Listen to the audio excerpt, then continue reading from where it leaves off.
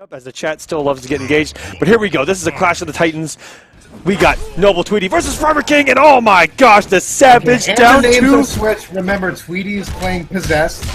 King is on Crystal. There we go. That down two, like, almost made my heart skip a beat. How early that was. That was just a read out of the gate from Forever King.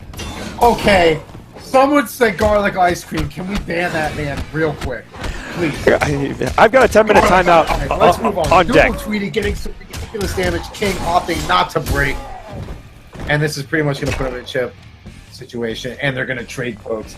Tweedy sitting on half a bar meter going into round number 2. King on a full stick of butter. No doubt King is going to do everything in his power to switch positions. Beautiful flash parry, but just a little bit off on the timing to get a full punish from the interactive. Oh, and a clean jump in. This is going to do a lot of damage. Going to end up sacrificing some damage to switch positions. Very smart move. The down 4 coming into play here. One of the best down 4s in the game. Has a crazy hit advantage.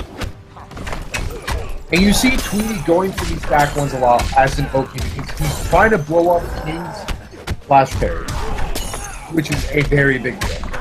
And he's going to get knocked down here. And he should just be eating this chip. There's really nothing else you can do. Let go of block. They don't want to get the King. What's fantastic about this pick is that if Tweedy decides to wake up with that infamous wow, that is just a savage down 2. He's using it perfectly.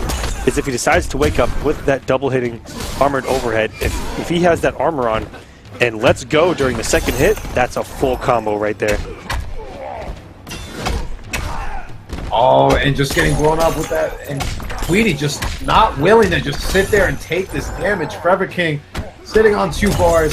This is very dangerous if you're Tweedy. And just like that, King taking game number 1 against Tweedy. Crystalline Tremor proving to be a very strong pick against Possess right now. Yeah, this is a pick that I've always liked on paper. That armor disrupts a lot of stuff that Kenshi tries to get going. All those demons are single hitting, and just letting go of armor on one of them gets you in immediately. And if you get on top of Kenshi with no bar, I mean, he has to hold a lot of mix from Crystalline. And King, well, you know what? And also at the same time, you look at it from the other point of view. Kenshi still has some of the tools to blow up the flash parry and the armor with the teleport, with the back one itself is a huge back tool. one alone is. It's a massive tool. That's all the Oki game you need right there if you're Tweedy. But a beautiful flash parry and a reverse positioning, getting the back one straight to connect.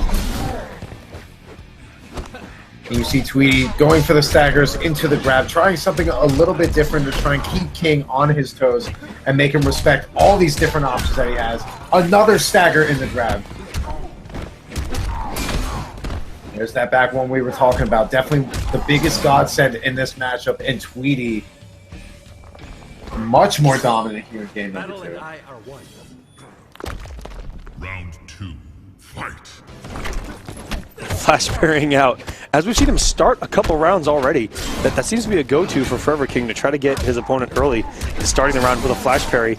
But what a conversion from Tweedy to get him back in the corner too. There's that back one, just mistiming it a little bit. Goes for the EX teleport to try and get the armor, but either way, proving to be successful. And that was just so good. That entire match was all Tweedy. What a turnaround! That was a landslide. Pay your respects. It looked completely different from game number 1. Just a different player showed up There is a new and looking very strong there. You take a look at everything that happened in that second game, how Tweedy just changed his Oki game up a little bit, went for the staggers, way more grabs in that second match. But on top of that, to be able to stuff all that armor between the down 3 into that EX overhead is really just what sealed the deal. He just, at that point, you knew Tweedy was in King's head the entire game. So I have to see if King can really come back for that. Tweedy looked much better than he did in the beginning. Fight. In that back one, King just letting go of block, getting hit by that, not to mention getting hit by that overhead, and a huge punish on the whiff down 2. He got as much damage as he can. 40% on the dot. And that run up into the background, I approve. And if you're Forever King, that puts it in your mind. You know, those down 2s were working early in that very first game. But when one gets punched for 40%, that kind of puts in the back of your head that maybe you don't want to throw him out like you just were. And a flawless to keep the momentum from the last game going. King needs to adjust and fast. And the back one eating the flash parry, just like we talked about. Such a brilliant tool in this matchup. And getting the teleport in, didn't have any mark, and once again blowing up the flash parry with that back one. It's just here, one button, get out of here.